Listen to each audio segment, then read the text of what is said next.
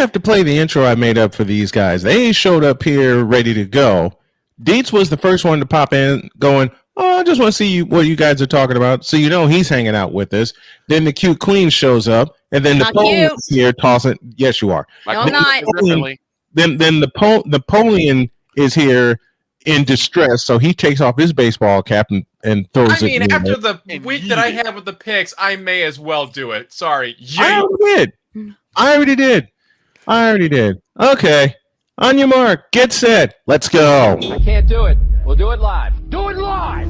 I'll write it and we'll do it live! Mister, will you please wake up?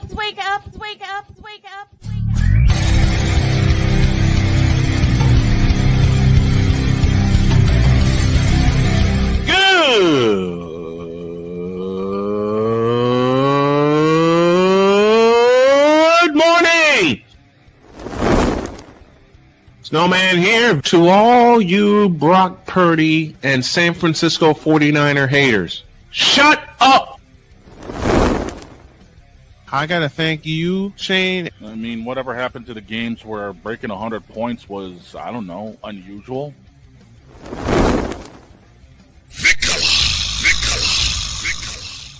There was one word to sum up the All-Star weekend. Trays. Because we take this job so serious. Splash Brothers, yes. Ray Allen, replace him with Steve Kerr. Reggie Miller, yeah.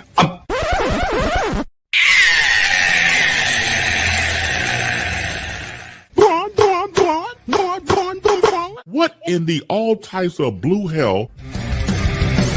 Oh, dear God, those steals. Fling. Let's go. Woo! There's a reason we weren't on here yesterday, and I'll explain it. Good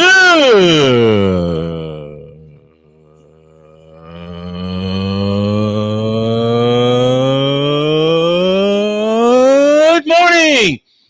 And welcome to the wacky Wednesday edition of Snowman in the Morning. Glad to have y'all with us. This first hour is powered by Wanna Parlay, the world's richest parlay. I will warn everybody right now. I have a surprise coming up at the bottom of the hour. What? Oh, boy. What? I will just say I found a classic. What? Oh, no. A big time classic. Is this what I think it is? Yes, it is. Oh, no. Obey. I will just take every. That's a classic in and of itself. Your mustard. And she doesn't think she has a great voice. Exactly. Hell, That was a great find. wait a minute. My wife made the same argument until I told her the lines I wanted her to say and how I wanted her to say them, and then you all know the rest of the story. Okay.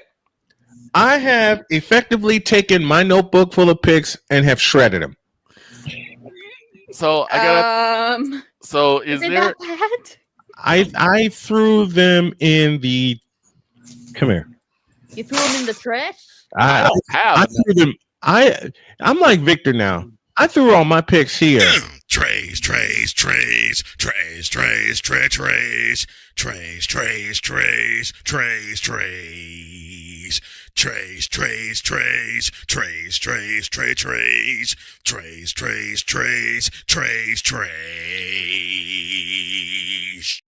I don't even record my picks. I just say them and then I did it for 1 week.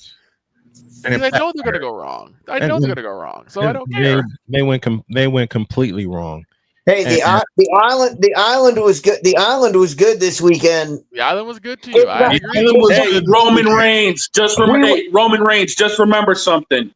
You may have won the battle, but you ain't winning the war. Somebody up there is 6 games ahead of you. You ain't winning this. 40 seconds away from being undefeated on the island and the Miami Dolphins had the Miami Dolphin for 40 Hey, seconds. look here, Roman Reigns. You're talking to Paul Heyman, okay? You ain't winning the war. That ain't a prediction. That's a spoiler. Hold on. First Didn't of all, Paul Heyman betray not one but two of his Shield mates? yeah. Yes. Listen, I watched that finish in Miami, and I couldn't believe what was happening. Because when the Dolphins took the lead, and Dietz, I'm kidding around with you as I do this, Dietz popped the champagne a la the 72 Dolphins. And he says, I'm looking good here on Dietz Island. And no. We at the bar, because I was watching with a Broncos fan. Yes. Who was obviously invested in the game because he wanted, Miami to lose. When Miami scored, and we both looked at each other and looked at the clock and went, there's enough time for them to blow this. Both of us at the same time looked at each other and were like, this ain't over. This isn't over. And what happens? They have Justin Herbert dead to rights. Yes. I saw it. Misses the sack. Mm-hmm. He throws to Lad McConkey, and Lad McConkey, if he's tackled right there, obviously they're still in field goal range, but it's a deep field goal. The guy misses the tackle there. Mm-hmm. Lad McConkey keeps running. Another guy misses the tackle, and all of a sudden they're at the 20-yard line. Yes. It was like, well, we got what Napoleon thinks about his picks right over here. Maybe we gotta stop. Maybe they gotta stop. You know what's funny? I was watching on and off the Bears and the Commanders game. Why? I watched it 2 minutes ago because the Bears basically had a chance to walk it off, and I was cooking. So I watched football. What were you cooking?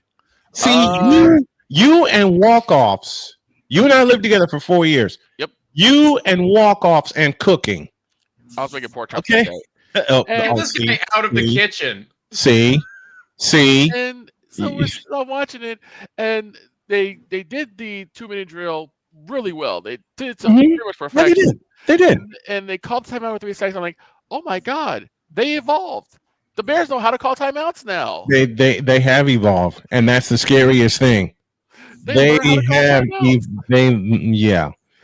How can the Bears be playing well, considering, again, we say this all the time, they risked, mortgaged, doubled down, yeeted away, and flushed their entire future down the toilet. For DJ Moore. They didn't use and then they bet the brick truck stuff. Have you noticed what happens in the games they win? What's that? More. They don't throw them the ball. Exactly. They go to everybody else. That's what and that's the truth, though. Every game that they won the past 2 years, they do not concentrate on DJ Moore. No. The game against wonder. I mean, Rome Odunze is stepping into his own. Rome Odunze should be our I'm still WO1. not forgiving the Bears for putting my loss even further down the drain. Fuck you, DJ Les. Fuck you, QB Miles. You had to go. Reminder, the partners. Right. Yes, I'm sorry. It's okay. My brain is not on today. Mine isn't either. So I will say this is that we apologize to all of our stations. We all have slept. Well, my brain is not on today. I will leave as my punishment. Jen, you're fine. Stay.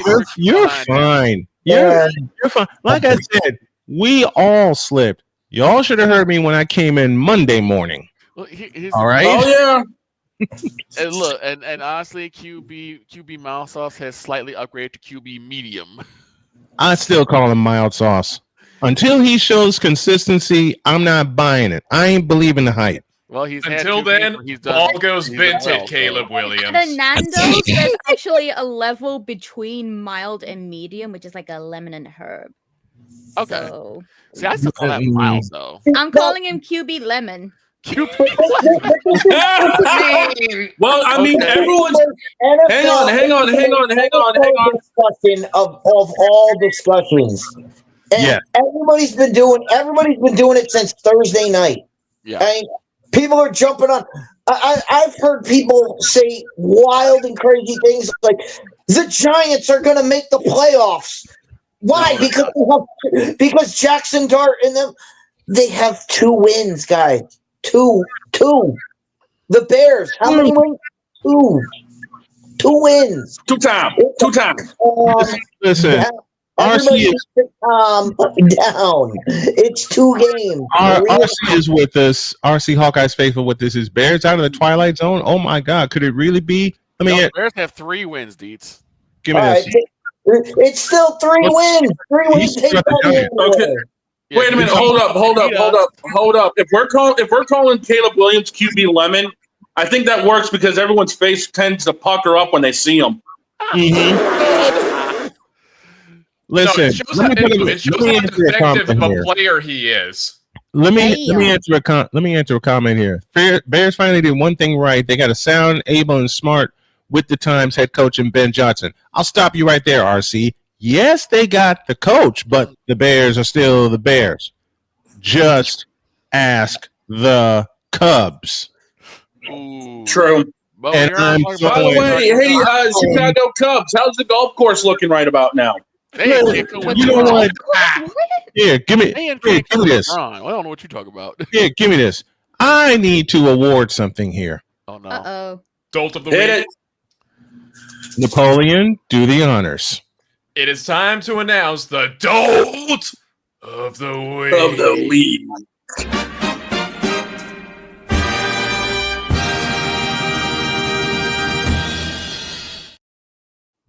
And that dolt is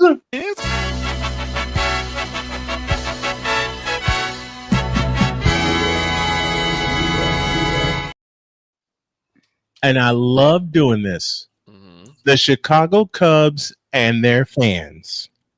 Now, You throw a Cubs. I'm throwing Cubs fans under a semi. Here. Here comes Goliath. Is that why Goliath moved off of my car finally? Yes. And that's why I got a second Goliath. Oh, crap. Damn it. Hang on a second. Get it off of my damn car! Now, give me this dog on camera. Oh, boy. Here we go. Oh. I was told by a Cub fan or a group of Cub fans. Exactly. Wait a minute. Did they have a collective IQ of about, 30? 9. Yes. Ow. Give me this. They play IQ of 9. They have a 9 IQ points. Just a moment. 9. The collective IQ of 8.5, because that's how many innings they lost. They lasted in the Milwaukee clincher. Now, give me this button here. I had a talk, if you want to call it that. Oh, there's my beauty. With some Cub fans. No, there's no such thing. So hush it up. And the mic drop has already happened 13 minutes into the show. See, folks, we love you, Dr. K. Thing as Cub fans.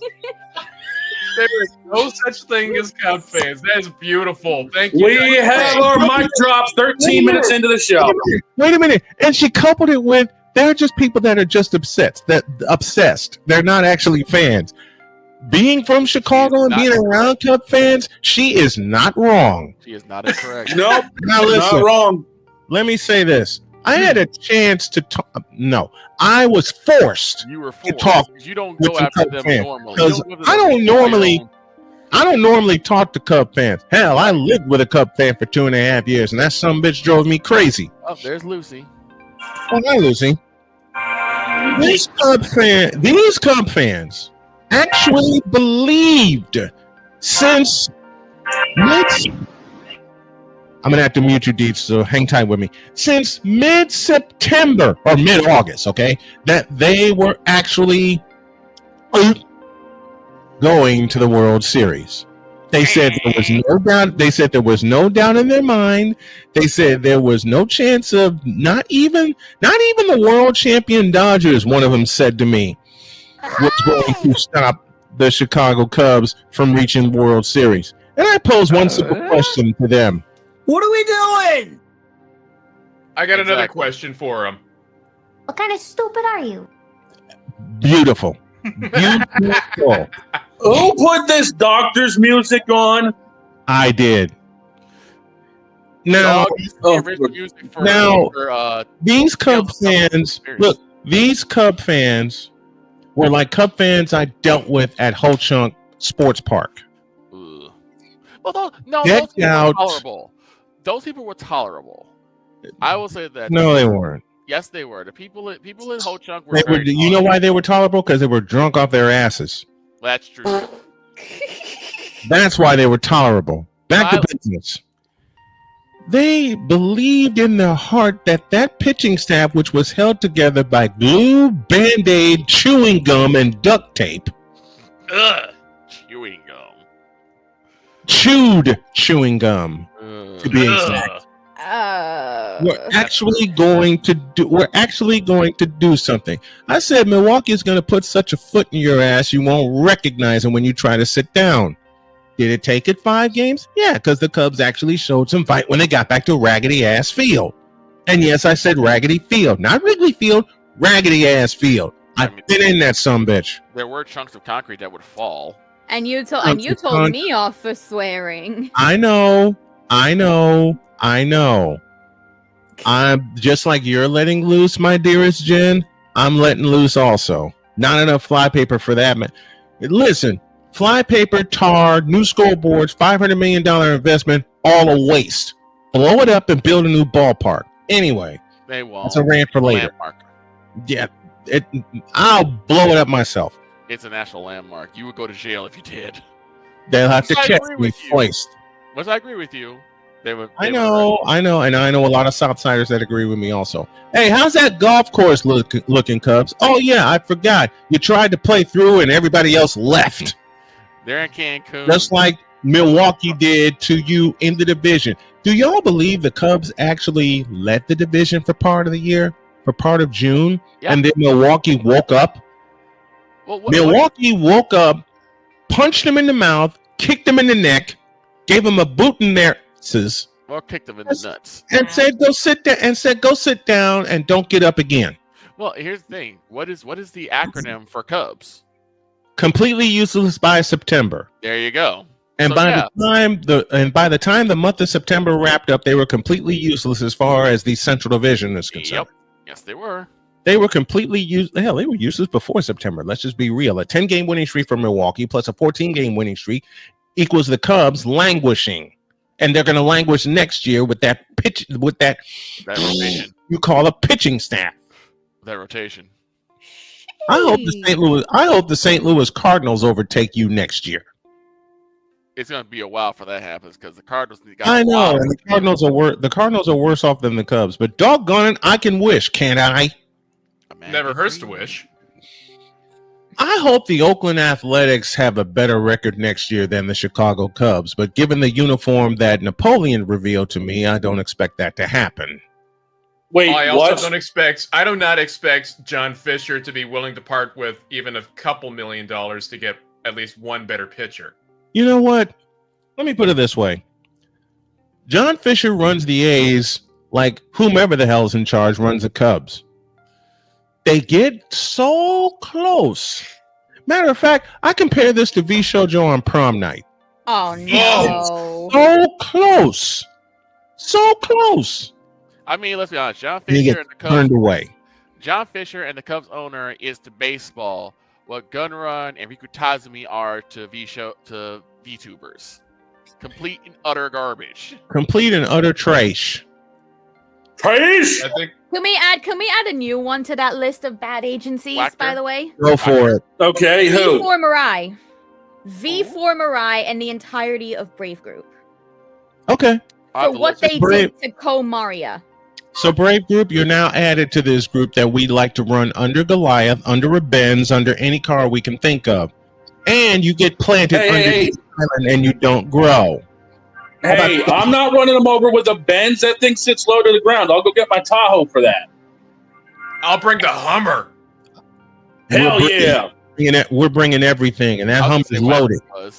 I get that one. That Hummer's loaded. Yeah, Okay? Napoleon, you know exactly what they did to earn their spot in this Yeah, list. So a you girl know who starts off exactly as an what they did. indie now has her IP held hostage by the company completely. Yeah, she was already Guys. established. Later. Well, yeah, we'll get to that. We will run them over later. Chicago Cubs. You suck. Trash. You're trash. You're stupid. You're a poorly run organization, and you suck more than Justin Fields trying to throw a pass longer than 10 yards. The Chicago Cubs are the MLB version of the Los Angeles Lakers. Chicago Cubs, infinity trash. No, they're worse than that. They're worse than that because they depend. They got this fellow named Pete Crow Armstrong that they were touting to be MVP. Then he went to Toronto and sucked. We called one of those games. Yeah. In Toronto. Okay? We did. I called the Vladdy baby homer too. The Cubs were doing fine to the bottom of the 7th inning. The Cubs were rolling along to the bottom of the 7th inning. The Cubs were actually looking like a baseball team until Vladimir Guerrero ruined their dreams in the bottom of the 7th inning. The drive to left center field. And I've been asked so many times over the years, why do I have all this venom toward the Chicago Cubs? Let me break it down for you. Dad and I were Southsiders. Grandpa, Dad, and I were Sox fans. Rest in peace to my grandfather and to my father. They got me into baseball. My first favorite team was the St. Louis Cardinals. They dug that. They loved Ozzie Smith. My other team is the Chicago White Sox. I'm a Southsider. We beat them to a World Series title, and yet every outlet in the bleeping country wants to celebrate 2016 before they even mention 2005. Well, bleep all y'all. Okay? Give me this button. I was about to say, isn't there a button for that? I'll get to it in a minute. Oh, as far as Chicago Cubs ownership, of course we know it's the Ricketts family. Right now, Tom Ricketts is the actor. Yeah, Rickety. How about that? Tom Rickety. Tom Rickety. Because your organization is about as rickety as Niji Sanji's mental capacity. Oh my! Yep. Tom Ricketts, the person who runs the Cubs and is running them into the ground, just like the person who's running the Chicago Bears into the ground, which we know is a doggone puppet in Ryan Poles. Yeah. Y'all suck. I don't like the Bears. I don't like the Cubs. Y'all suck. Period. You guys. That's me knocking on the desk. Knocking on wood. You guys suck more than the Oakland Athletics when they left Oakland. Ow. Try again. You guys suck more. You guys suck more than the Athletics before they left Oakland, and John Fisher decided to gut the team like they decided to gut the Seattle Supersonics and move them to Oklahoma City. Yep. You Cub fans are awful. Okay? Here's what I think of Cub fans. I don't even That's get Forever and ever and ever and ever. Okay? Now that's some bull. Which is what they would tell me. You know what I'd tell them? Take a look around your ballpark. There's a T-shirt that was being sold on 35th Street, which I will not repeat here. And Victor, you saw said shirt. I saw the shirt. I wonder what's worse, Cub fans or Bronsexuals? It's tie. Especially after the Hennessy thing. It's a I'm gonna be honest. I've never met any of these. You don't want All to. I know is I have a Bronsexual in my community, and he is already insufferable on his own. I don't need anything else. Thank you very much. You don't want to meet these Cub fans. You find out Glitch is also a Cub fan. Oh God! Oh no! Matter of fact, let me do something for Victor here. Matter of fact, you know what? Oh God! There was an incident that happened. There was an incident that happened at Ho Chunk. Oh dear. We were surrounded by Sox fans, and then these Cub fans show up in all their gear and all their garb, and they said, "We want to hear Harry Carey do the 7th inning I know stretch." this one. And for some reason, Victor saw an evil smile on my face. And I don't know away. why. I said, you what? We want to hear Harry Carey. We're tired of this sock stuff. Okay. And I walked by, and a couple of parents saw me, and they saw the look on my face, and I said, okay, at the request of some Cub fans, you asked for it. Me out to the crowd, buy me some peanuts and Cracker Jack. I don't care if I ever get back. Oh, it's root for the White Sox. If they don't win, it's a shame. For it's 1, 2, 3 strikes, you're out at the old ball game. They didn't like me for that. And the thing is, he left the obvious clue. I did not edit that, okay? You left the clue. That man can't carry a tune to save his life. Well, but no, it was entertaining. Harry Carey could. But here's the thing. He said at the very beginning was, "Oh, Nancy, let me hear you." I purposely left that clue in there. For those of you who don't know, as Victor began to explain, Nancy Faust was the longtime organist for the Chicago White Sox, as well as the Bulls and the Blackhawks. Never got an invite to try out for being the Cubs organist. They turned her down flat, which was a boon to us for 5 decades. Nene. And I'm sorry, Tiger Stripes Media, that you are a Cub fan. Look, Tiger Stripes Media, give it up. Give up being a Please stop believing. Yes, please. I'm going to play that one day. I'm going to play that one day. Now, that will take care of that. Dear Chicago Cub fans, congratulations on forever and ever and ever being our Dolt of the week.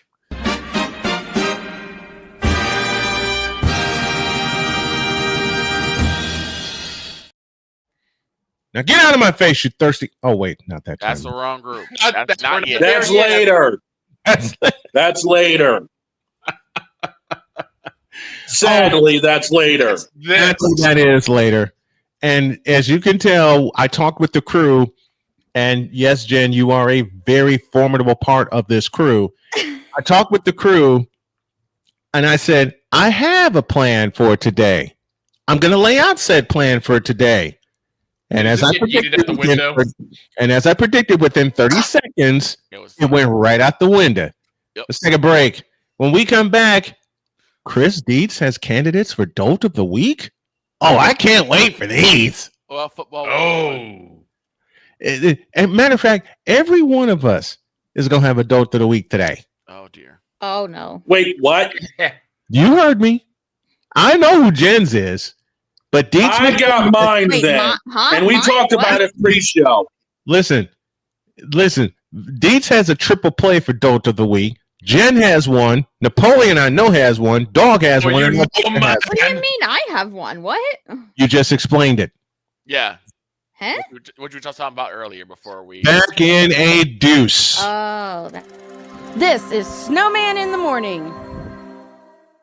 Here's an important message from the Diabetes Solution Center. Do you like pricking your fingers to test your blood sugar levels? No one does, but it's important to maintain your health. And now, by wearing a small remote device called a continuous glucose monitor, or CGM, you don't need to prick your fingers anymore. It's easy to use and helps you make more accurate diabetes treatment decisions. If you are testing your blood sugar 3 or more times daily, injecting insulin, or using an insulin pump, call the Diabetes Solution Center right now. And if you have Medicare or most major insurance coverage, you may be able to get a new CGM at little to no out-of-pocket cost. Shipping is free, and we'll even bill your insurance company for you. If you are testing your blood sugar 3 or more times daily, injecting insulin, or using an insulin pump, call the Diabetes Solution Center right now to learn how to end the painful finger sticks and get your own continuous glucose monitor, or CGM, at little to no out-of-pocket cost. Are you waking up in the morning with a sore jaw, headaches, maybe even ringing in your ears, all because you're grinding and clenching your teeth at night? That's exactly what was going on with me. That's when I found this, the Brux Night Guard. Now the Brux Night Guard redirects the bite force away from the back teeth, reducing jaw pain while still protecting the teeth. This unique design is what makes Brux Night Guard different from all other traditional grind guards. Go to bruxnightguard.com and order yours today. SeatGeek is the ticketing app for fans like Boomstick Lady. No free throw is safe from the roar of her sticks. SeatGeek helps her find a seat in the direct eye line of the shooter so she can sit where her boomsticks make the biggest boom. Everybody okay? SeatGeek handles the tickets to sports, concerts, and more, so fans can fan. Hey everyone, I'm joined by my old friend, Mr. Ellis Williams, AKA Mr. Biggs. You called me and you told me, you said, man, I got Car Shield and it worked. What made you get it? I have this old SUV and I know the manufacturer warranty is about to run out. I didn't want to get stuck with expensive car repairs. Right. So I gave Car Shield a call. Coverage was very affordable and there was no long-term contract. A few months after that, transmission went on my car. I took it to my mechanic, they called Car Shield and saved my family on $2,400. Car Shield is America's #1 auto protection company. Their administrators have paid out over $1 billion in claims and cover most vehicles from 5,000 to 150,000 miles. You'll receive 24/7 roadside assistance, courtesy towing, rental reimbursement at no additional charge. Give Car Shield a call today before it's too late. Remember, Car Shield cars go farther. Protect yourself now against expensive auto repair bills. Call 800-513-9263. This planet has been great to me. It's given me gifts that I can't even explain. It's given me adventures and memories I'll never forget. And Battleborn, I think, has given me the opportunity to go beyond and give something back. How can I be a better custodian to this planet and the place I live? That's where I am with Battleborn. Let's make the planet a better place. 'Cause we take this job so serious. Gerald Jones has no brains. His football acumen is the same capacity as Gun Run's moral capacity.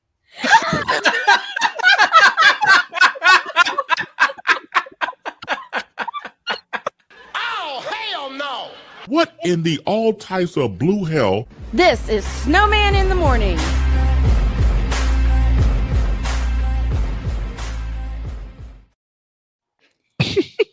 It still gets Say me. that spit take It hurts. still gets me. I'm sorry. Dude, it went up my nose partially. I'm not really sorry, but I'm going to say I'm sorry. It was such a good line, though, Vic. It was fantastic. The first time I did that, I think I had the better one because Dog was in mid-swig.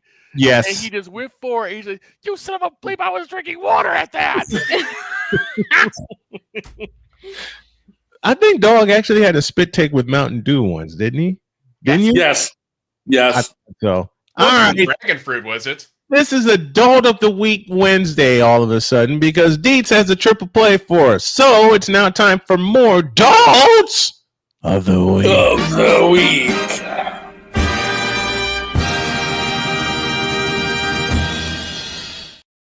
Now there are three. And for Chris. And the triple play is...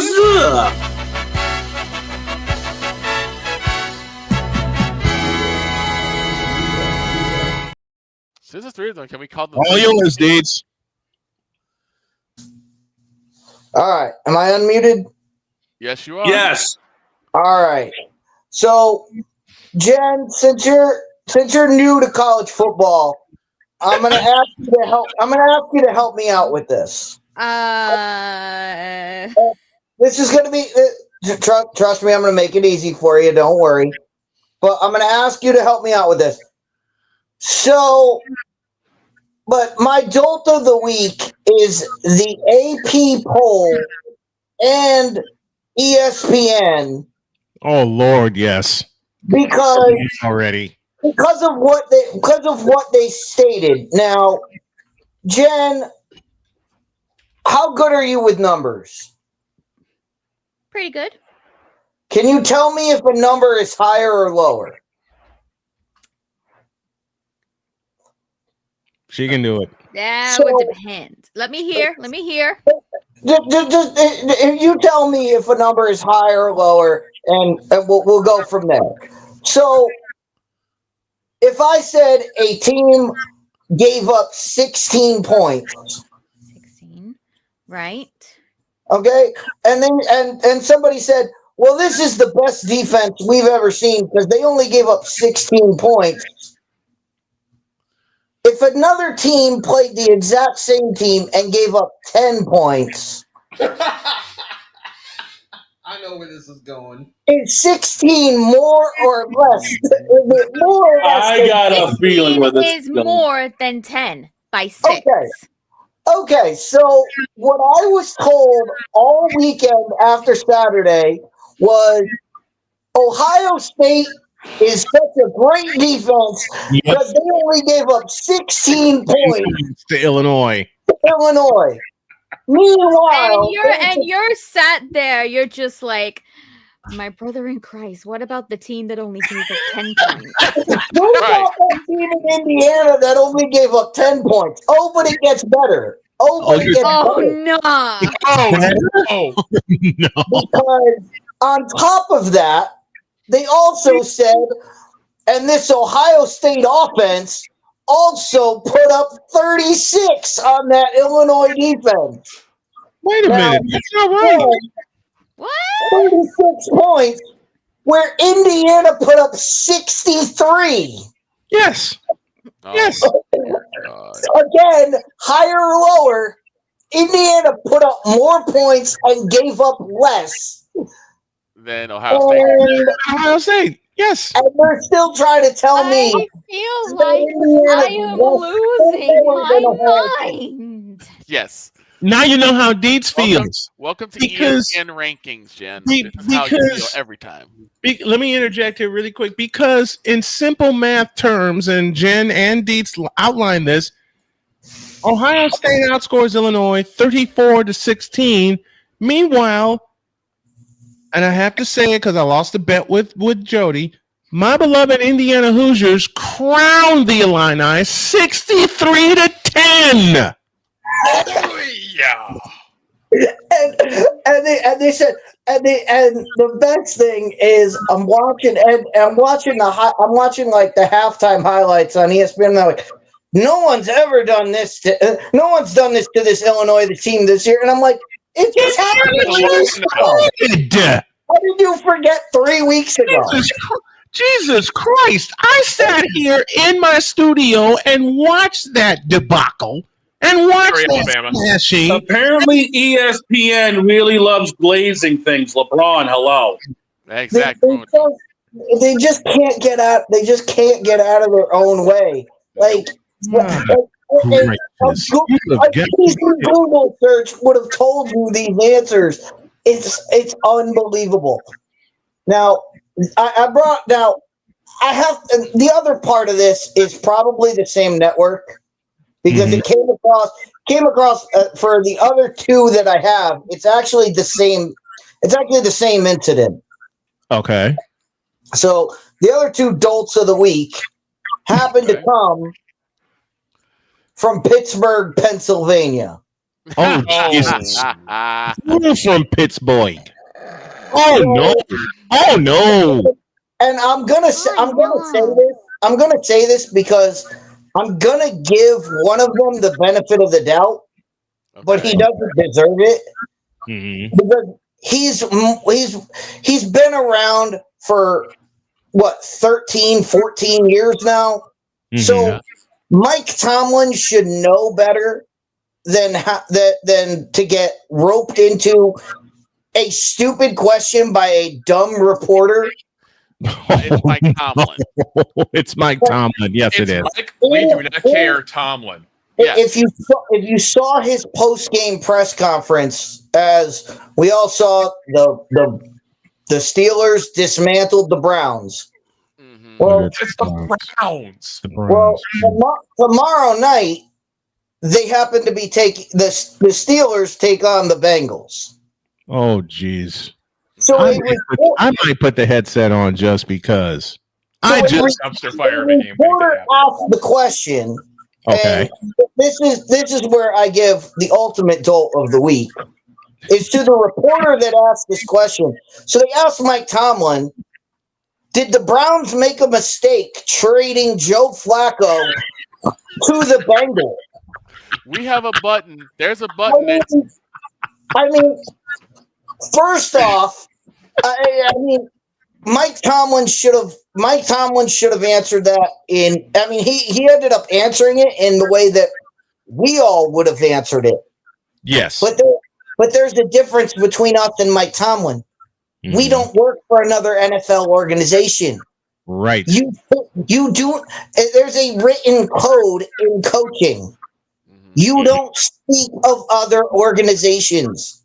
You don't. The answer to the question should have been, I don't know. I'm not in that locker room.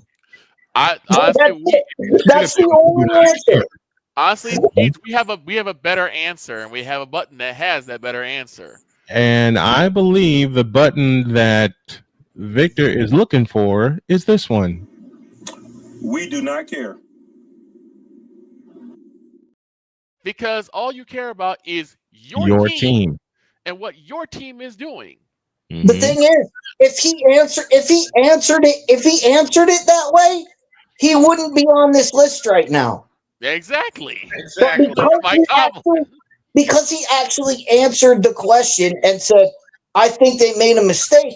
First off, Mike Tomlin, you're not in the Browns locker room. You have no idea what the Browns are thinking.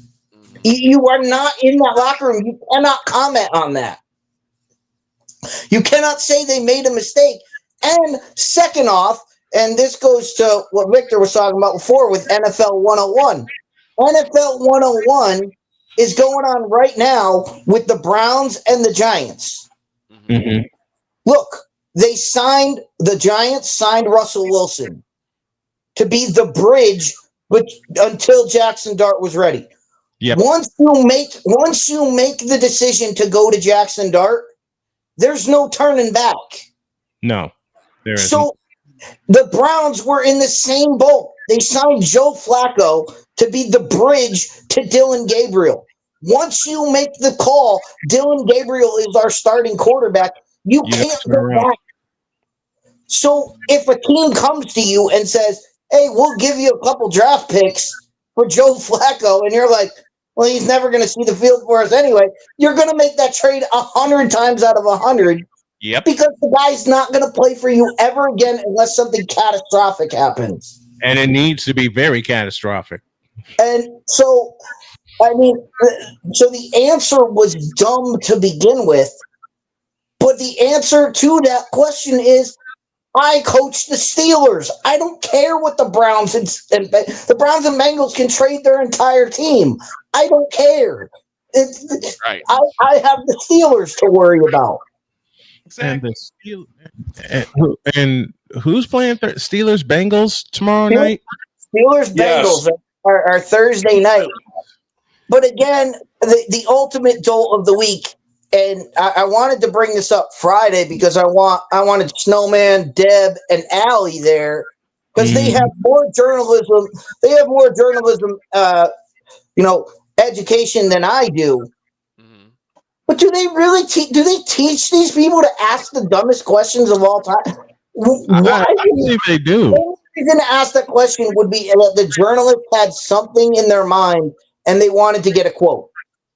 What? Yep. I think that's what you talking about, man? That's how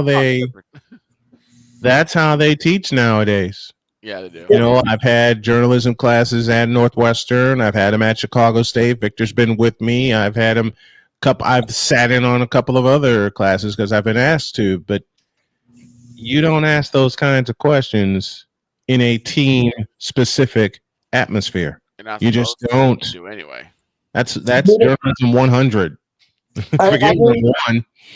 If you're a good journalist, you would work your way around that and ask Mike Tomlin, well, how Dylan Gabriel look in his first start, or what reads did you get from him that you saw? You know, you would ask him about Dylan Gabriel's play, and then then you would use that to go and talk to the Packers, who just played Joe Flacco, and say, "What did you read from Joe? What did you get from Joe Flacco that you didn't see when he was on the Browns?" And then you would put it in an article and write it out that way. Mm-hmm. But Mike Tomlin cannot give you any answers to anything because he's the Steelers head coach. He's not even involved in the Browns organization. He has no idea what they're going through. Which brings a very important question to close this up as we head to a break to mine. And I think Deets asked it best. What are we doing? Tomlin does not know. He hasn't known it for a very long time. Thank you, Deets. Of course, Kat.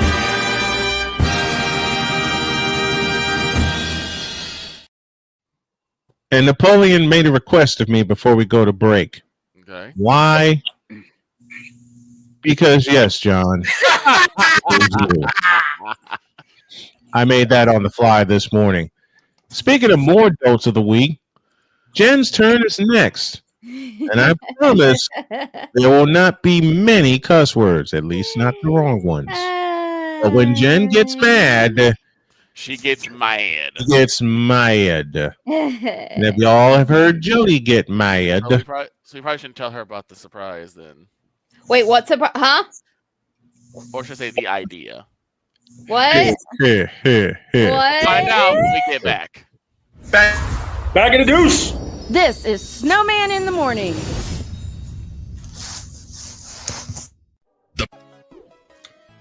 Ladies and gentlemen, how y'all doing? Season 4 of Bearing Down the Gridiron officially begins. Let's get into it. The Big 12. The Big 12. On the stage was your champion, and they were picked last. Speaking of the CFP, we continue to believe the 5-11 model proposed by the Big 12 right playoff format for college football. Voila! You make as much money. Those schools make sometimes as much money as an NFL team does. I think that's the model to go. Because we already said the one thing, do away with the bye week. That bye week did not help anyone in the top 4 teams. Personally, I always believe that the rankings really don't matter until it's either the last Saturday in October or the first Saturday in November. No, it's last Saturday in October. You want to explain that BYU pick? BYU's, I just figured that they're more balanced on offense, at least for what I witnessed last year.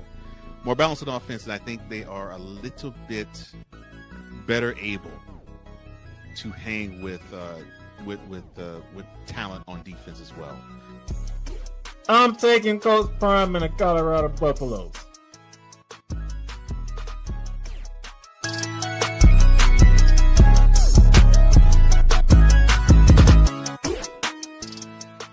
Join the transporter to Hades. Your butt and gut becomes one. Join the reformer of hooker whores. This is my daughter, Placenta Booty Johnson. Join the Bronsexual. Whenever you are in distress, take off your baseball cap and throw it in the air. Join your very own superhero of broadcasting, Chris Bass. So whatever color crayon they get, they palm it and do 2 circles, and that translates to, I can beat up black people. As he takes you through the week's paces in Baseline. Live every Saturday at 8 a.m. Eastern, 7 a.m. Central, Pacific Time Zone people, just stay asleep when this is on live and just catch the recording. Oh, I'm sorry. Exclusively on the Chris Bass YouTube channel.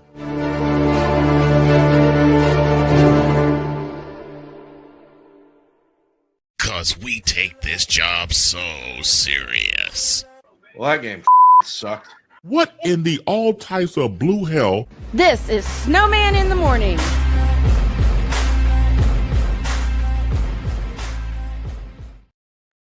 This is from my buddy BGS out in California. There is no cantankerousness here. Orneriness? Oh, hell yeah. We're all ornery today.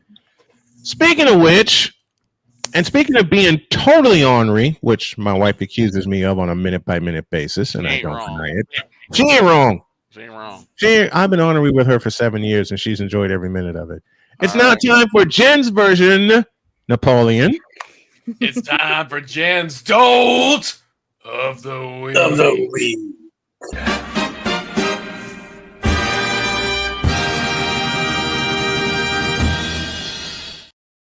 Oh boy, here we go. And that unlucky Don, before you say it, let me say this.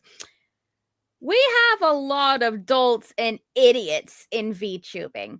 But in this past week, there is one small group that managed to put themselves up above the rest as absolute horrific people that literally everybody in VTubing is just having a jab at them right now. Okay. And it is...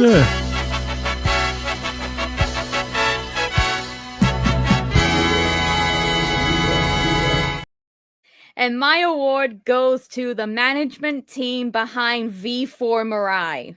Now, I'm waiting on Jen to make a camera request here. I'm waiting. You want me to say I want you to say what I usually say. Let's hear it. All right, fine. Do it. Give me this camera. Give me this. Here we go. All right. I don't really know how else to explain this other than VTubing agencies.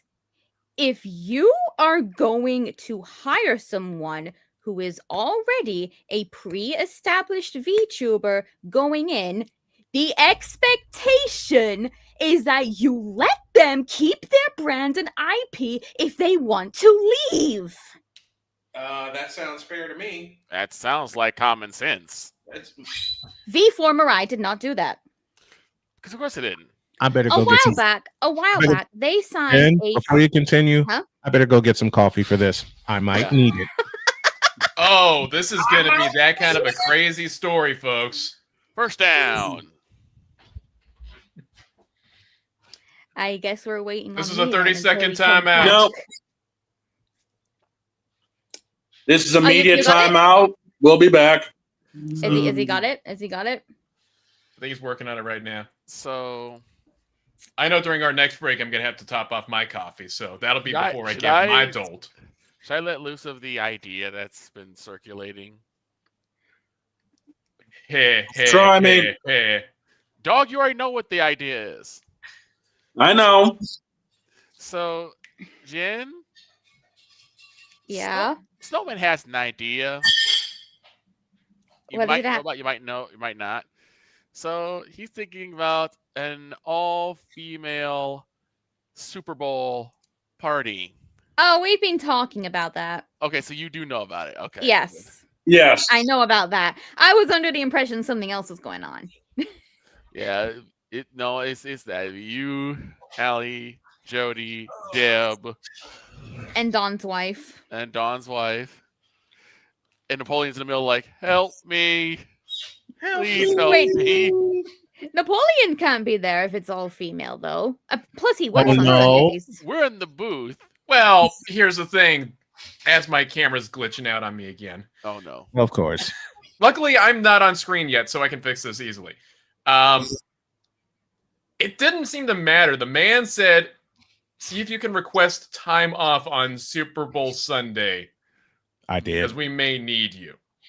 To which I'm like, oh, no. Yeah, but the big question is the time, you know? Yeah. We'll work it out.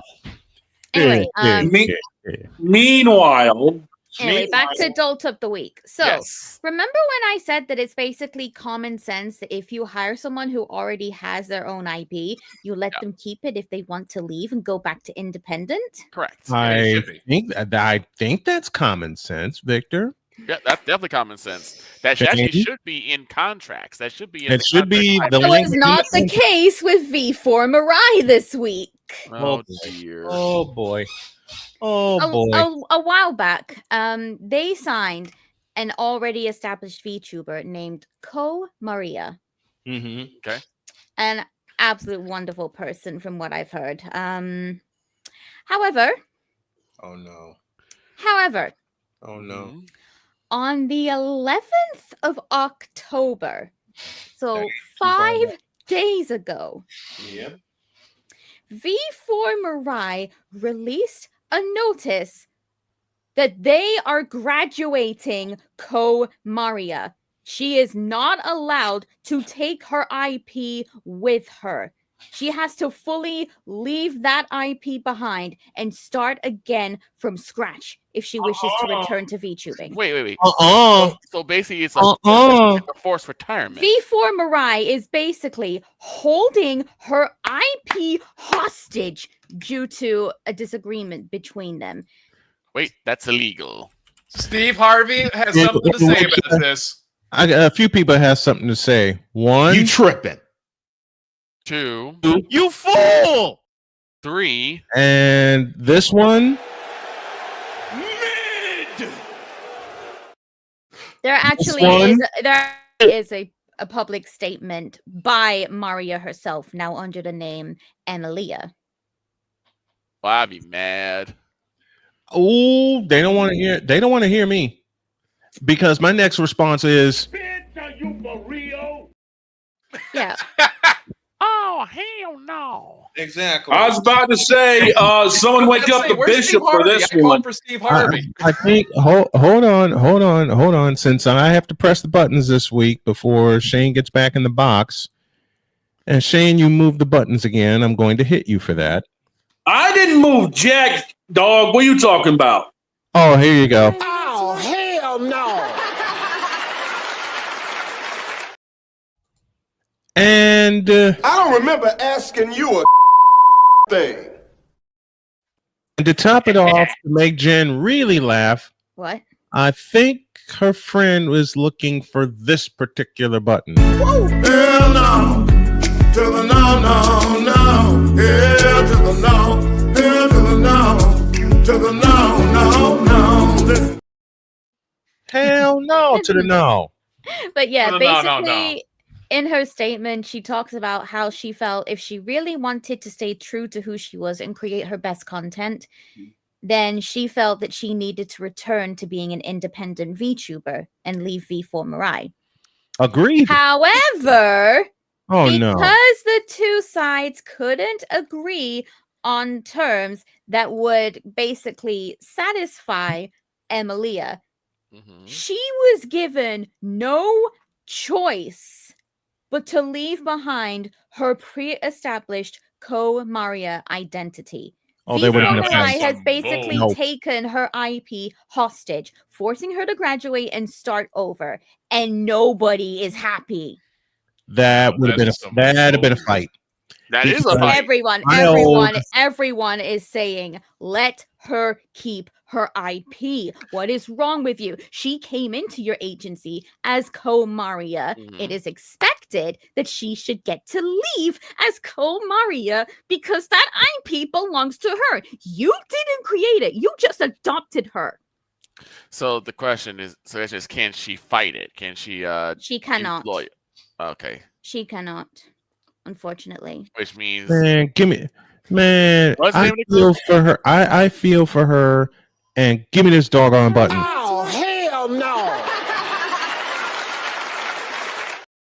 What was the name of the group again? V4 Mirai. So V4 Mirai, you some bitches. basically, V4 Mirai just stole someone's legacy. Pretty much. You know what? I've had people try to steal my legacy, and then I kicked them in the ass and took it back. All I got to say about this is, dear former Dwayne, I got some words that need to be said. First of all, I started with this. I'm getting too old for this. And then V4 Mirai, you're enrolled here. So I realized that I think even though it's not advertised, right, there has to be a place for stupid people. We don't know because we're not stupid, so we don't know anything about it. It's like a secret club society. Oh my gosh. So I come to the conclusion that he graduated from SU, stupid university. Yeah, all the stupid ass letters that go along with graduating high honors of being stupid. I can't do no more, man. Vámonos, dominos, vámonos.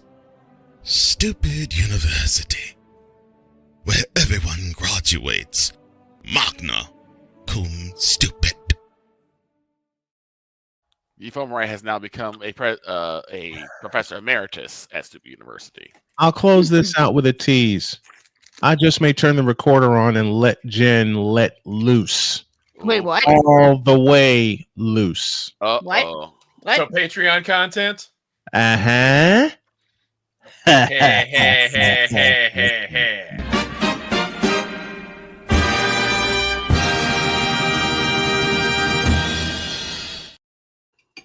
Coming up for hour 2, Dear NBA on NBC. You tripping.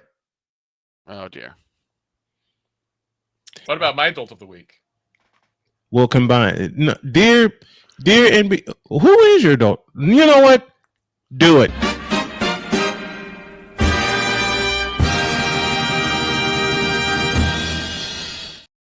Is it John Fisher? And Napoleon. Well, that's permanent. And Napoleon's adult of the week is.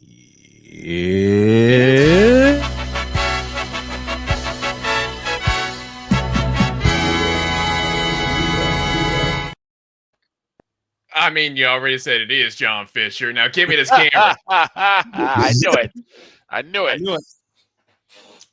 Dear John Fisher, you were going to bring money to a club that has forever been a small market team in the Bay Area of California.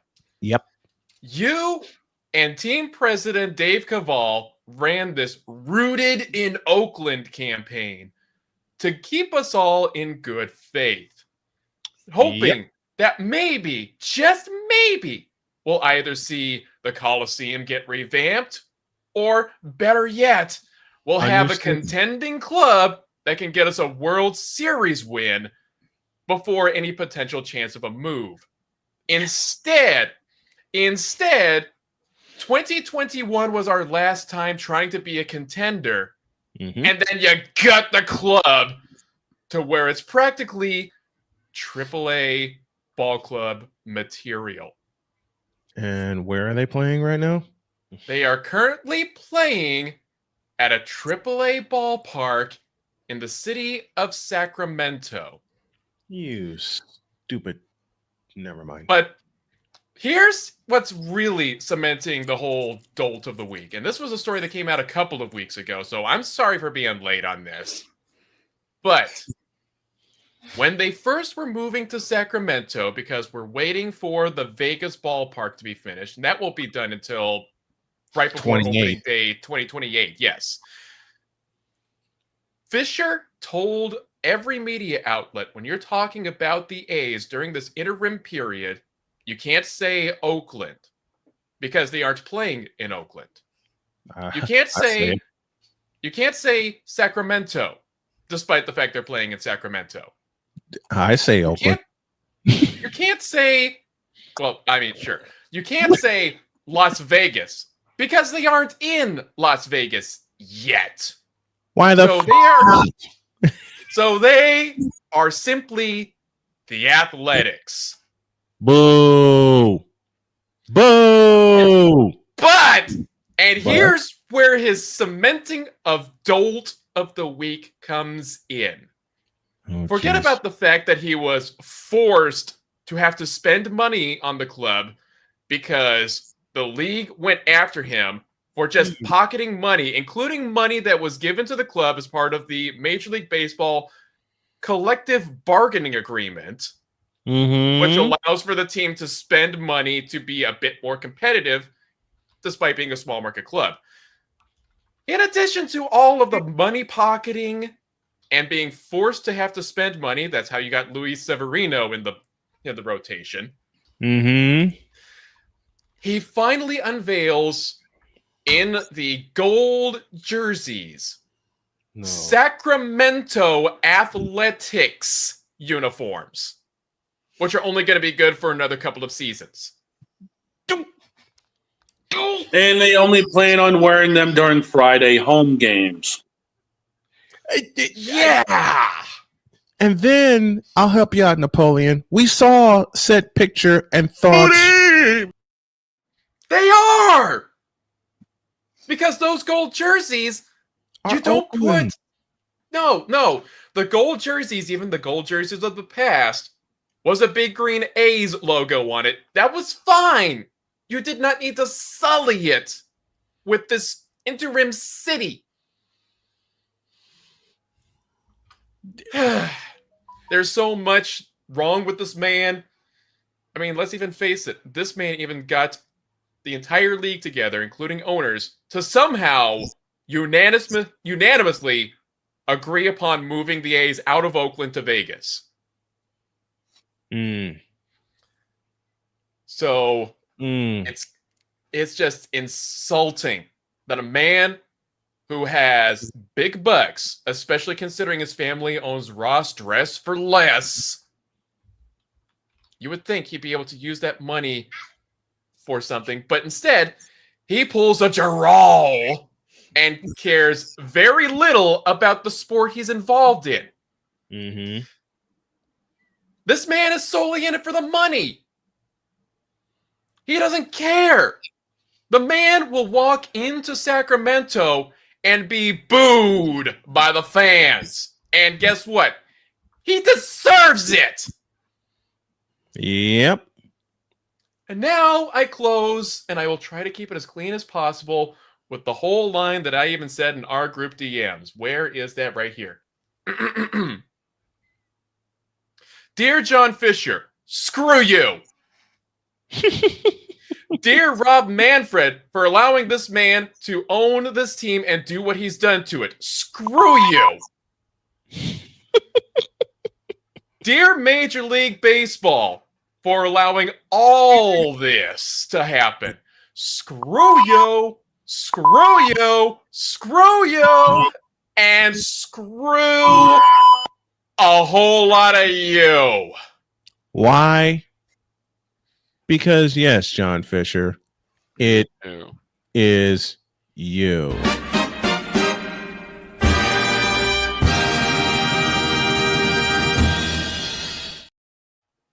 Now we can take a break. Halfway home on this Wednesday spectacular. Hold on. I can't let that one. I can't let that go.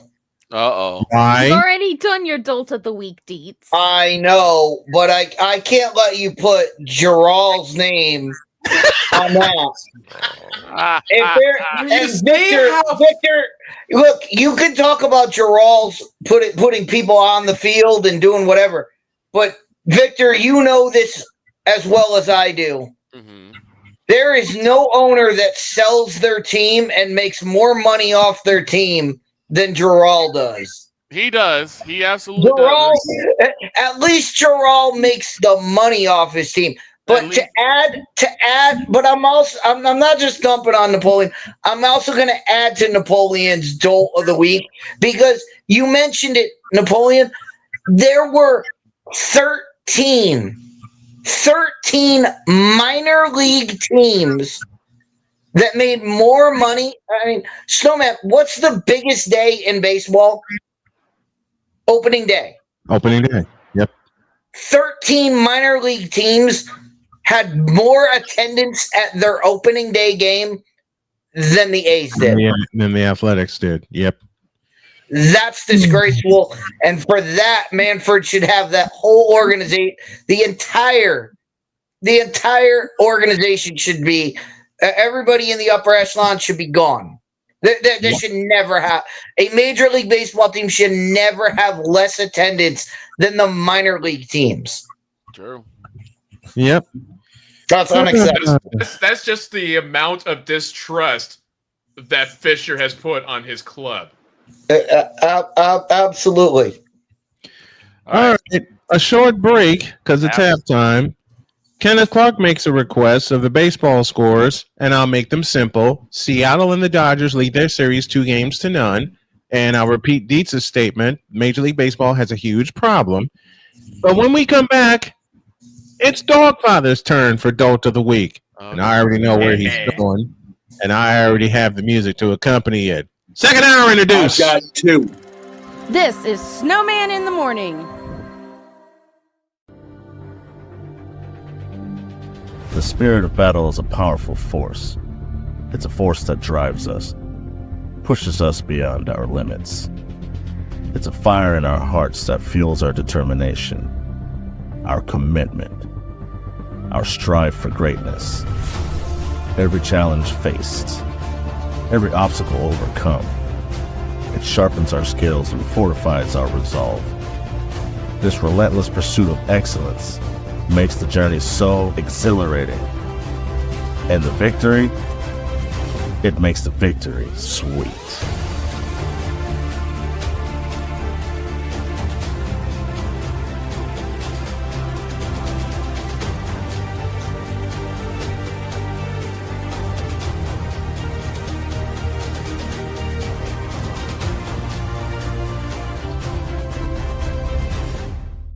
Because we take this job so serious.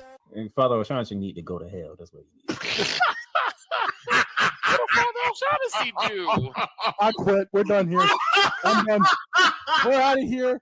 What in the all types of blue hell? This is Snowman in the Morning.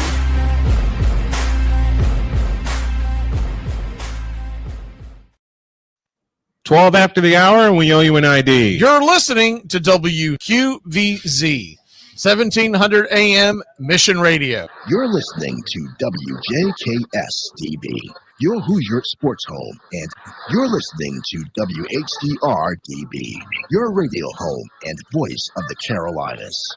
I got to find a way to clip all that together. 12 after the hour. The Brewers lost to the Dodgers 5-1 last night. They now trail. The champs lead that National League Championship Series 2-0. And it looks like they may face Seattle, who's up 2-0 over the Toronto Blue Jays with games 3, 4, and 5. I think that's the only series in pro sports that goes 2-3-2. 3, 4, and 5 headed for the Pacific Northwest. So the all Mariners have to do is win 2 out of 3 in that Loud House. And they're going somewhere they've never been before, and that is the World Series. Now, back to the fun. The World Series. It's now, yeah, I know. Seattle beating the Cubs of the World Series this year. How about it? Now it's Don's turn for Napoleon. It's time for Dog's Dolt of the Week.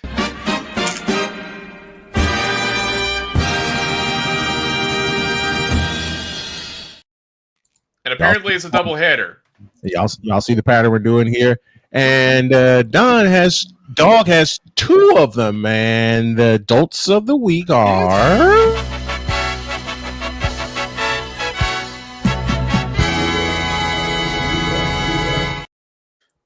Take it. I'm going to surprise everybody with the first one. Okay. That's going to be the NASCAR media. Oh, bring it on. Bring it on. The reason being, and boss, this name may bring up some memories. 2014, I enrolled to be a member of the NASCAR media, courtesy of one Robin Vandenberg. Okay. Yes.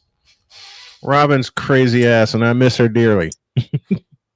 I have been a member of the NASCAR media for 11 years now. So I'm getting all the emails. I'm getting all that great stuff. If I wanted to head to any of the tracks that NASCAR has races on, I could go as a member of the media.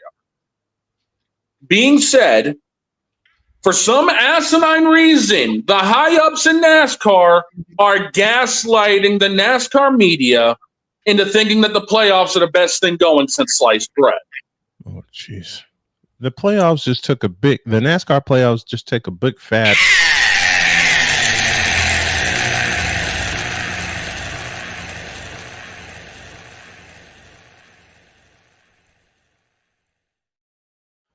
Big time. You're not wrong. But the problem is, even going on the Dale Jr. download to gaslight Jr. into thinking the playoffs are a good thing is a joke. Right. Mark Martin, the established Hall of Famer that we've had on this show, has blasted the playoffs, saying real drivers don't need playoffs. No, they don't. What? Oh, well, They don't. Actually, I would like it if it was just more straight up racing rather than having a. That's the thing. Back before 2003, it was. Yep. Right. After the 03 season, NASCAR decided to evolve and saying, hey, we're going to do a 10-race chase. Oh, now we're going to have 12 drivers in. Now we're going to have 16 drivers in. Now it's going to be for playoffs. Playoffs. Oh, damn it. Why did I say that aloud and I'm not ready? Playoffs? Don't talk about playoffs. You kidding me? Playoffs? Oh, that's the thing. That's the thing right there. NASCAR actually doesn't want the drivers to talk about the playoffs on the radio either. So here's the weird Troll. Use a troll. Troll. Use a troll. I said that use a troll. Troll. Hey, Steve Phillips, shut up. Here's the question I have: How would a NASCAR playoffs even work? What they're doing now, it's elimination style. Bottom 4 in points at the end of 3 races, at the end of 6, and then at the end of 9, eliminated. So then it goes down to 4 drivers competing for 1 championship. Heads up. So basically, is it just like a Grand Prix where like they go by points in terms of your place in each race? Whoever has the wins gets seated higher than those who point their way in. Okay. Oh God. Now here is the problem with all of that. Mm-hmm. IndyCar, IMSA, Formula One. Mm-hmm. None of them have playoffs. They don't need it. Why does NASCAR have a playoff system? Playoffs? We're not sticking ball. Playoffs? You kidding me?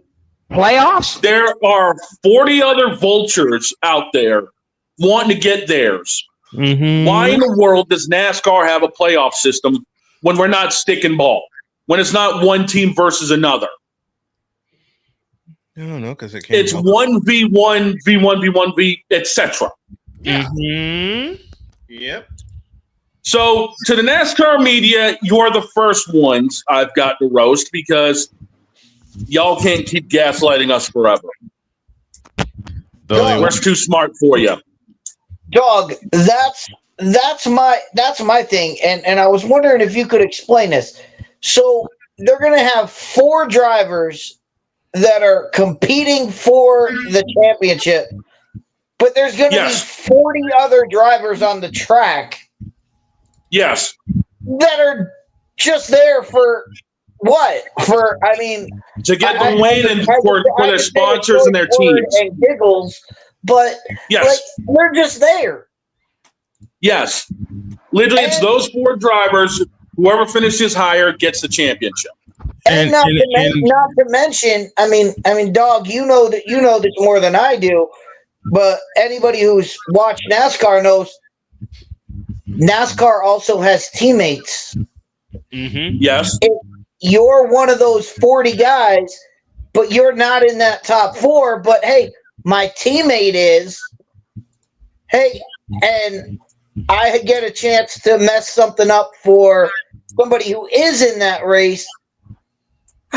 Like that's something I would totally have.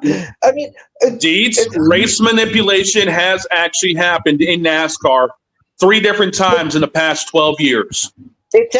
Courtesy of teammates. That's always been a thing. Like I was just thinking. Yeah, but it's been more noticeable since the playoffs started. We're like, hey, take this guy out of the race. So yeah, it's been more noticeable since the playoffs have happened. 3 times in playoff history, we've had race manipulation. So 3 times. Dietz has the appropriate question. What are we doing? What are we doing? What are we doing? Ask the high up brass numbnuts that run NASCAR what they're doing. Man, give me this button right here. Come here. Dietz said it best. What are we doing? And the second dolt of the week, sir? Ladies and gentlemen, the NBA on NBC returning, and their broadcast teams outside of one suck. Okay. Oh, boy. Let's hear it. The A team that will be broadcasting the highlight games is going to be Mike Tirico, Reggie Miller, Jamal Crawford, and Zora Stevenson courtside. Okay. Get rid of Jamal Why Crawford. do we have Jamal Crawford as a third member of a broadcast team? The only read my name mind. there I recognize is Reggie Miller, and that's just from the intro. There you go. Listen, Reggie Miller? Yeah. I'm married to a Reggie Miller fan. Next one. The game 2, the B team is going to be Noah Eagle, Grant Hill, and Ashley Saha Ahmadi. Next. Noah Eagle gets paired up with Grant Hill. What? Next. Here's something that's going to bother me. NBA Mondays are going to have 2 broadcasters on the respective benches of opposite teams. Why? Noah Eagle's going to be, yes, on the benches. Why? Okay. What the fuck? Oh, Now you And we apologize to our radio broadcasters, but fuck it, we've been doing this all day. that was my. Yeah, we may just throw this episode away. I slipped. I apologize. We've all slipped today. Yes, we I have it. So- At least. So we might as well just throw this in the trash and just Exactly. go off the radio. You know what, Jen? You read my mind. And I'm looking at the sign too. Go, dog, go. NBA Monday is going to be known as On the Bench, featuring Noah Eagle as play-by-play with former players Robbie Hummel and Austin Rivers on the bench. And where the on the bench? What? On the actual bench. Is this the equivalent of doing baseball games in the stands? Yes, I think so. Yes. They better not have a hot mic. They better not. I think they might. Have you ever been on a bench? Like there's gonna be a lot of chatter going on behind them. Oh yeah. Now here's the thing. The C team is going to be led by NBC Golf and former Olympic analyst Terry Gannon. Huh? Who? Not a basketball player, but an Olympian. Who? Yes, former Olympic broadcaster and golf broadcaster Terry Gannon. Who? You know, Let's give Terry. He is a broadcaster. He has done some things. Let's give Terry, let's give Terry some credit. Maybe he's good at broadcasting. I don't know. for basketball, though? I repeat. We don't know. I We don't know. I mean, who else are you going to get? I mean, other than grabbing somebody a name that we know, like, hey, they're giving him a shot. Like, Gus Johnson wasn't known until he got a shot. Like, you give him a shot. But that's Gus Johnson. Terry Gannon, I'll sit on the fence before I weigh in. I'm not gonna write him off because he did golf, so he can't do basketball. That's fair. He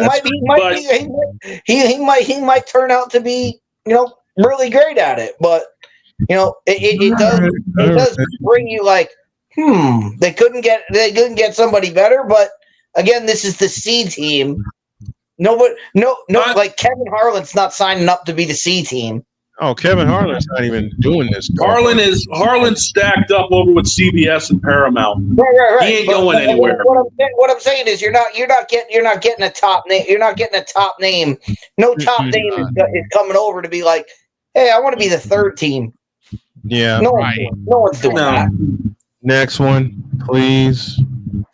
Other members of the team in studio is going to be Maria Taylor, Carmelo Anthony, and Vince Carter for the studio team. I'll take Vince Carter. The other two can go away. Look, Vince Carter, you stay. Let me host the studio show because I actually know what the heck I'm talking about. Hang on. They've got a B team for the studio. For the second game, it's going to be Ahmed Fareed and Tracy McGrady. Go away. Go away. Why so many broadcasts? Why so many different teams of broadcasts? I don't understand that. It's NBC. Don't ask me. Oh, God. NBC I'm not the chuckleheads running the fucking ship. You know what? I think we need to just close it here, please. Because you know what? Done. Snowman, there's only one thing that can save them. What's that? What? If they bring Ahmad Rashad for the opening. Ahmad Rashad, look, I love him. Ahmad Rashad ain't coming back to this frivolity. I'd say it another way, but no, he ain't coming. NBA on NBC. That's the only thing I remember from NBA on NBC. About the only thing that went good with the NBA on NBC, besides Ahmad Rashad and Marv Albert and the late Dick Enberg, who did most of the late games when they had doubleheader. Man, close the door.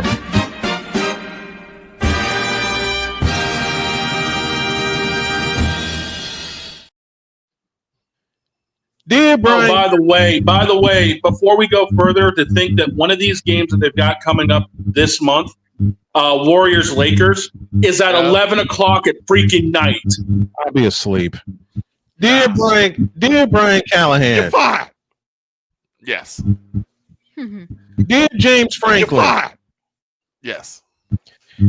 What was that group you highlighted again, please? V4 Mirai. Dear V4 Mirai. You're fired. Dear John Fisher. You're fired. And finally, because it says it in the title, even though we didn't really get to it yet, Dear Bronsexual. You're fired. Oh, we're getting to them. Oh, by the way, hold up. I got one more for you. Dear Steve O'Donnell, VP of NASCAR. Give me this button. You're fired. And coming up after the break. This moment of Bronsexual stupidity is brought to you by Hooked on Bronix. When you start talking like an idiotic Bronsexual, Hooked on Bronix can set you right. Call 1-800-YOKAY. Ray LJPM. Now approve all this. Do we have to? Do we have to? Yes, and I have a very specific reason. Yes, for two reasons. One, it's bleeping hilarious. Two, you won't believe who I would be talking about. And three, Victor's going to tag team with me on this because Lord knows we've run into our share. I have a bad Oh, you mean it's someone that isn't Glitch for once? Jen, hear me and hear me well. This is worse. I have a bad one. No, there's no way. There's no way. There's I have a really bad one, and Jen's going to want to hear this one. Yeah, Jen's going to want to hear what Victor and I have planned. Okay, let me go refill my drink, grab my lint pralines, and we'll be back in a deuce. This is Snowman in the Morning. Here's an important message from the Diabetes Solution Center. Do you like pricking your fingers to test your blood sugar levels? No one does, but it's important to maintain your health. And now, by wearing a small remote device called a continuous glucose monitor, or CGM, you don't need to prick your fingers anymore. It's easy to use and helps you make more accurate diabetes treatment decisions. If you are testing your blood sugar 3 or more times daily, injecting insulin, or using an insulin pump, call the Diabetes Solution Center right now. And if you have Medicare or most major insurance coverage, you may be able to get a new CGM at little to no out-of-pocket cost. Shipping is free, and we'll even bill your insurance company for you. If you are testing your blood sugar 3 or more times daily, injecting insulin, or using an insulin pump, call the Diabetes Solution Center right now to learn how to end the painful finger sticks and get your own continuous glucose monitor, or CGM, at little to no out-of-pocket cost. Are you waking up in the morning with a sore jaw, headaches, maybe even ringing in your ears, all because you're grinding and clenching your teeth at night? That's exactly what was going on with me. That's when I found this, the Brux Night Guard. Now, the Brux Night Guard redirects the bite force away from the back teeth, reducing jaw pain while still protecting the teeth. This unique design is what makes Brux Night Guard different from all other traditional grind guards. Go to BruxNightGuard.com and order yours today. SeatGeek is the ticketing app for fans like Boomstick Lady. No free throw is safe from the roar of her sticks. SeatGeek helps her find a seat in the direct eye line of the shooter so she can sit where her boomsticks make the biggest boom. Everybody okay?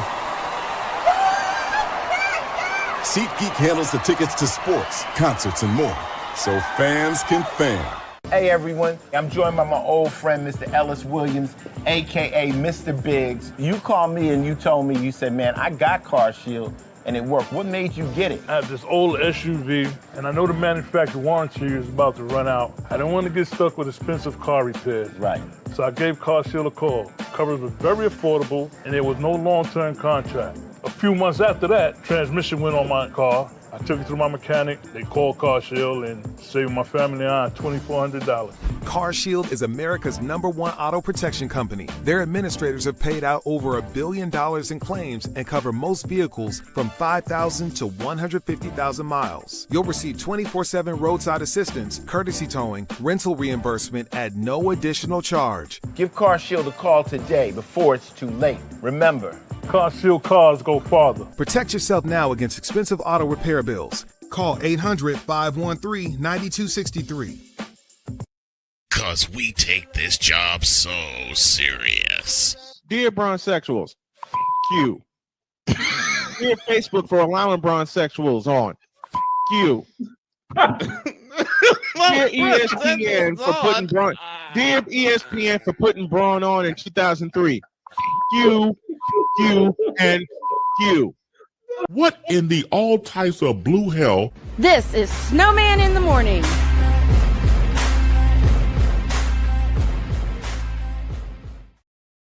The original Snowman Crash Out. The original Crash Out. And I will warn you guys, this one's worse. Yeah. Oh no, man! As I'm bugging out again, what is with VTube Studio for me today? Hang on. It's Wednesday. I'll answer. VTube Studio said, "Wait a minute, we're hearing about a Bronsexual confession. Fuck this.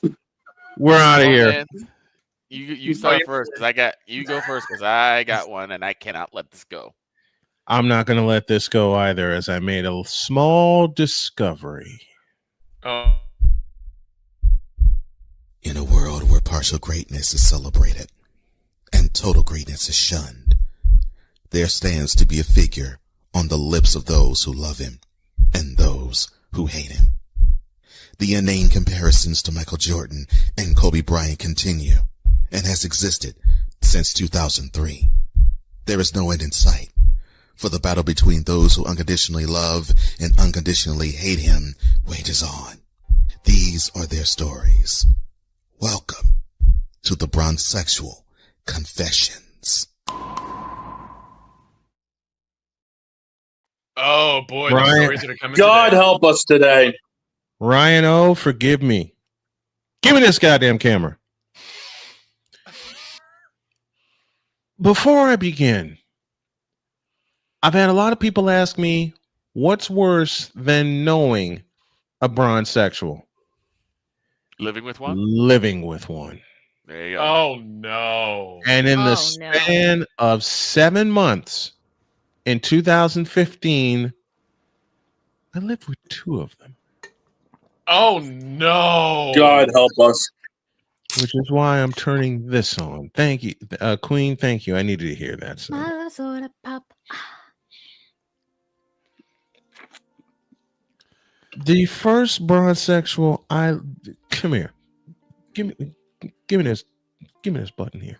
So the first one I lived with, I had many conversations with this Bronsexual. What you mean? What you mean? What you mean? Here's the double play. Oh, the double. Oh. Here's the double play that made me start drinking. He was also a Cubs fan. Woof. Is it the Booter? Yes. Oh, okay. I know who this is, though. In many conversations I've had with this idiot, this fool, this Back Alley Woods idiot. I'm still trying to be nice, but I'm not going to be. With this asshole. I was going to say, dumbass. He posed a question to me that I have yet to forgive him for. And that is... Oh, no. The question goes, quotes. He looked me in the eye as I was watching a Michael Jordan vintage video. He looks me in the eye, get ready, Napoleon, and he says, quote. What's wrong with LeBron James? He's a pretty good player. Close idiotic quote. Close idiotic quote. I didn't respond with words. I responded by blackening his eye. Oh. Okay, can I quote K-pop Demon Hunters for a moment? Please do. All right, to quote our lovely girls of Huntrix, they're so Exactly. Which led to a tussle in which I wound up giving him a pile driver. Oh God! I nearly Good God Almighty! Good God Almighty! Killed him. Right. I nearly did, but I did it the right way. Witness, he is broken in half. I did it the right way. I held his head against my chest and then dropped to my knee, and it just shocked him, which is good. I didn't want to kill him. I did blacken his eye. That's the first one. The next time he tried it again. Oh boy. This time while I was watching, I believe y'all know this name, Irvin Magic Johnson. Magic Johnson. A real Laker legend. And he said something that nearly made him suffer a clothesline from hell. When he said, Napoleon, quote. Do you know that LeBron James is the modern day Magic Johnson? Who's idiotic quote? Who told this I'm lie? sorry, this dumb fool said what? I'll repeat it again. I remember Napoleon. you telling me this too. Quote. Don't you know that LeBron James is the modern Magic Johnson? Close quotes. Okay, can I just ask, who the hell is Magic Johnson? Look up Los Angeles Laker legends and you'll see. That's all I'll say. Jen, I'll send you a couple of the older games to watch. You'll find out who he is. Okay. And to this fool, I have one question to ask, and we all know the button I love to push when it comes to morons like this. What kind of stupid are you? I love that Look button. him in the eye, and had I known this phrase back then, I'd have uttered this. What in the all types of blue hell? I didn't do any damage to him that day. Instead, I got in my car and drove away. Smart man. Smart man. I didn't want to go to jail in Wilmette, Illinois, or Glenview, or Chicago. I made a joke about that a while back.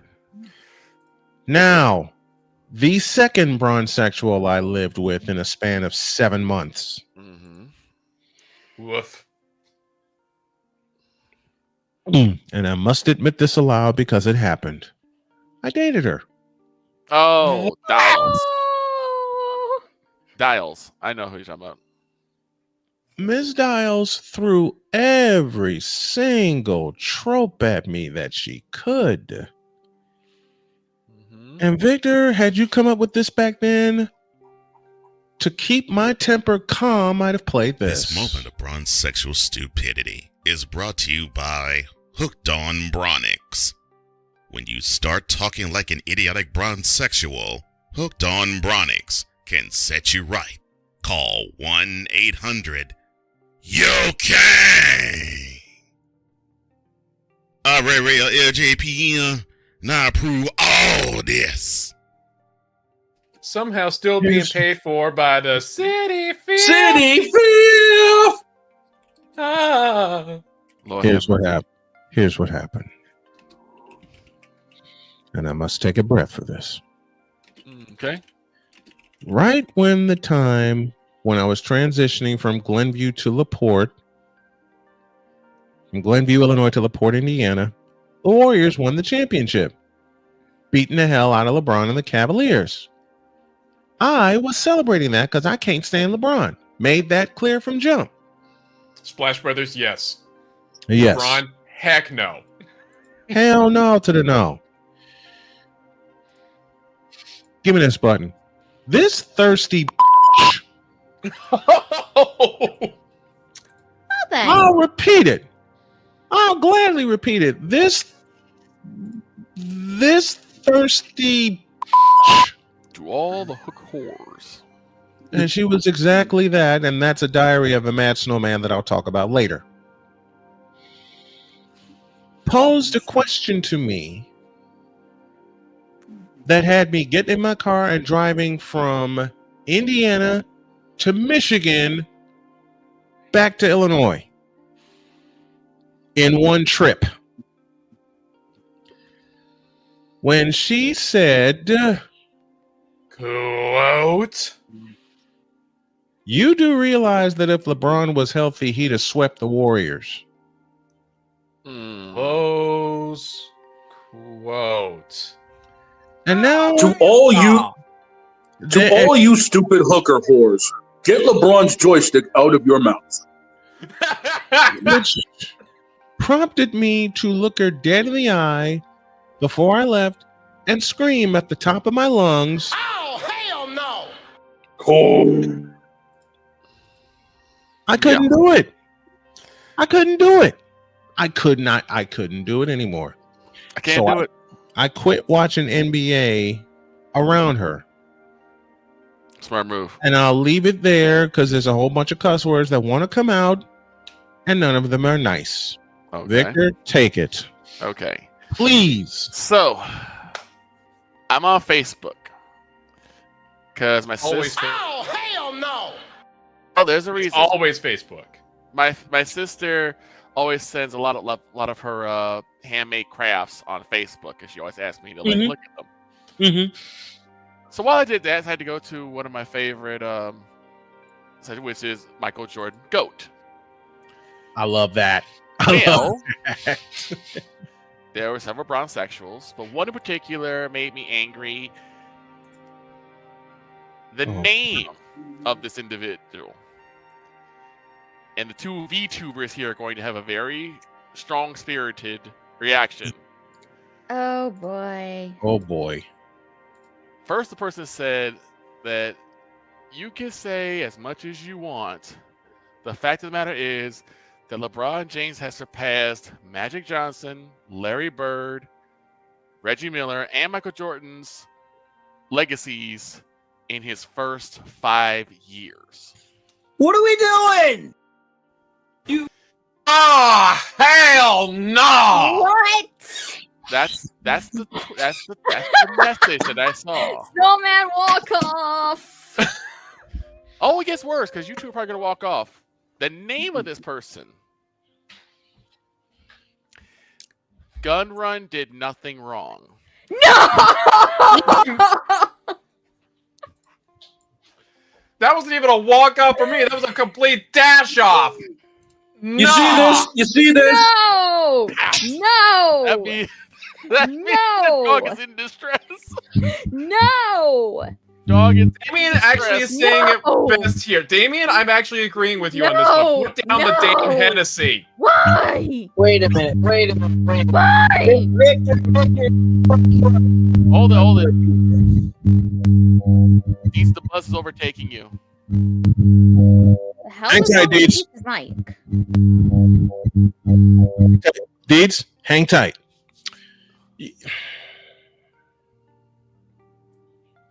That is the legend. Yes. Now, This was from Michael, I know exactly where this picture came from. This is from Michael Jordan's slam dunk contest from in February of 1988. From the free throw line. That's why he's the GOAT. He's the GOAT. Now, the GOAT. Now, I assumed that this came from the Iron Mouse situation, which the person confirmed. Now, Jen, I need you to come back. I need to ask you a question. Okay. When the charity event for Iron Mouse happened, yes, did she get the permission from V Shoujo to do it? Because she's part of an agency like that, pretty much a lot of things. Normally, yes, you would need permission from your management. That's all I need to know. But she had gotten it, and that's why she was able to do it. Yes. This moron sat there, and I said, how do you figure that a man who steals millions of dollars from a charity did nothing wrong? Wait. What the And hell here's is this? something else, though. Here's something else that I want to Whoa, say. boss, hang on a second. Jen, hold up. Let me catch the boss up. This idiot's username talking about LeBron was Gun Run did nothing wrong. He walks off again.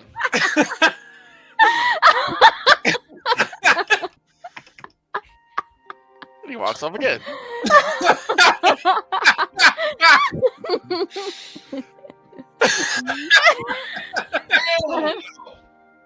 Hell no. Hell no.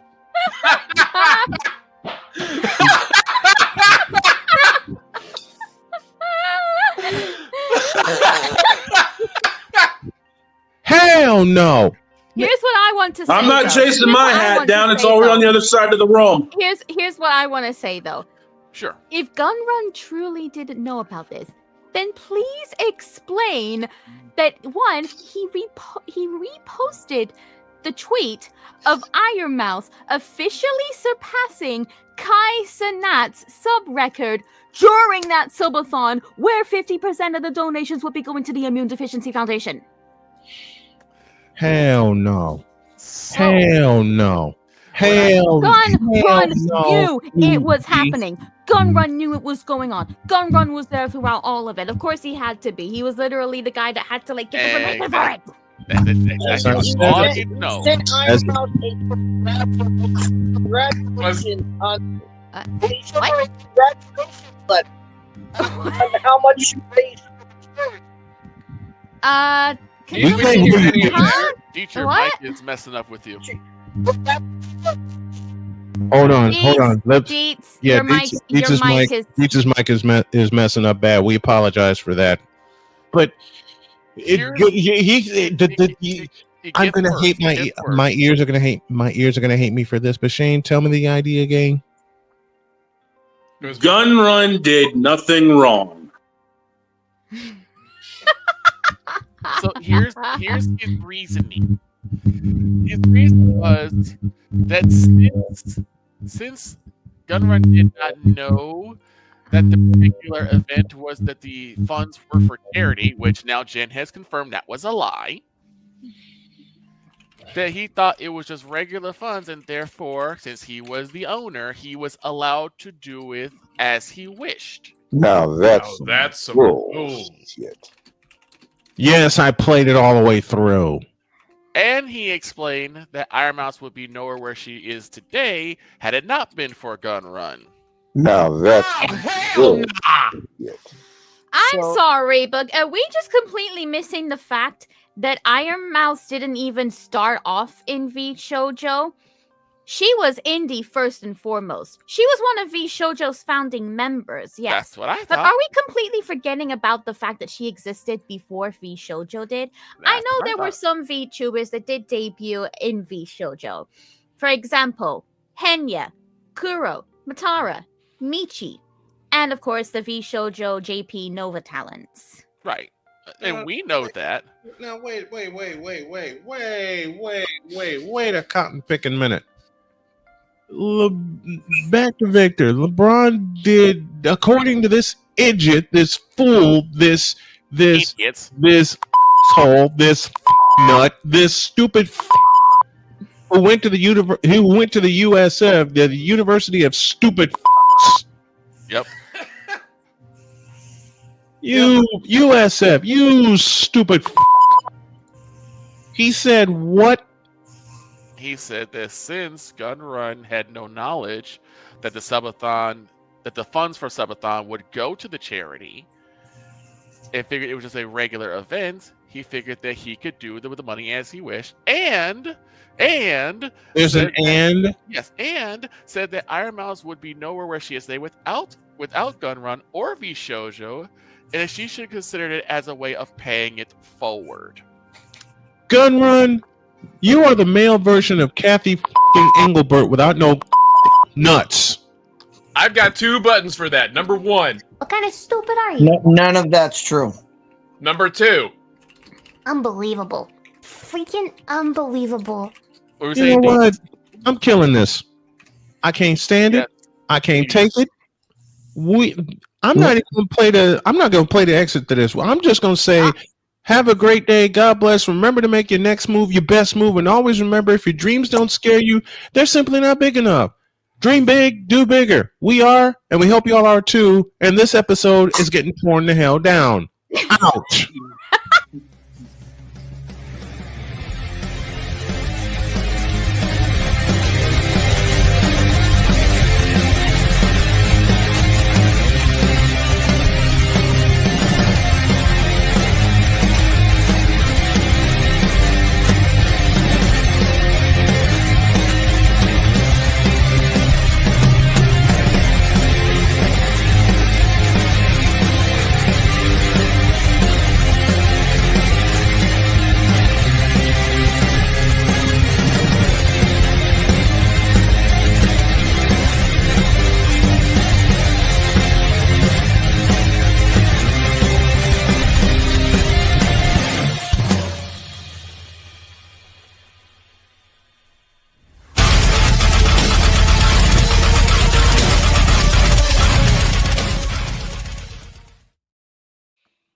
Tomorrow, we will return you to a regularly scheduled program, which includes a lot of football, including Dietz's Top 16. But as for today, we're out.